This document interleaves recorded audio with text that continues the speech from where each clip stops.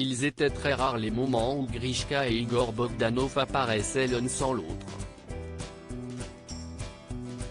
Les jumeaux étaient très proches. Lorsque Grishka Bogdanov est décédé, le 28 décembre dernier, après avoir contracté le coronavirus, Igor se trouvait dans le coma et n'avait donc pas pu apprendre le décès de son frère.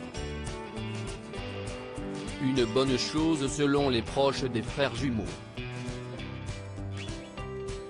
Finalement, si est peut-être mieux si Igor ne s'est pas réveillé, a déclaré Cédric André, l'attaché de presse des jumeaux, au micro de RTL, ce mardi 4 janvier. Si est terrible à dire, mais quelle aurait été la vie de l'un sans l'autre?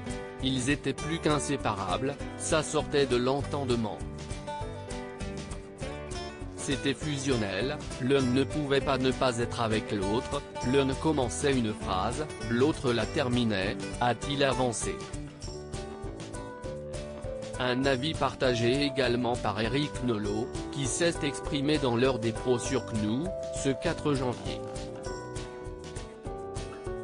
Ça m'est arrivé de les rencontrer séparément, mais très rarement tout de même, ils étaient quand même très fusionnels, assure-t-il. Et cette mort, à quelques jours de distance, a transformé leur vie en destin, a-t-il poursuivi. Je savais qu'Igor était dans un état très critique, mais on était presque inquiet de savoir qu'il pourrait survivre, et qu'il allait devoir vivre sans son frère. La mort ne l'a pas voulu. Je ne sais pas si est mieux, si est pire.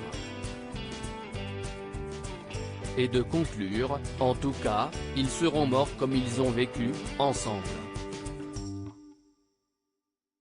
La vie ne les séparait pas, la mort ne va pas les séparer, indique l'avocat des frères Bogdanov. La date de leur enterrement n'est pour le moment pas encore connue.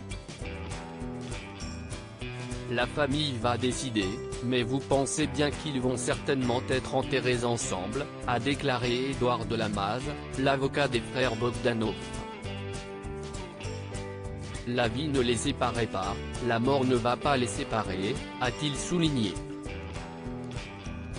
Depuis l'annonce de leur décès, les hommages se multiplient. Loading Budget.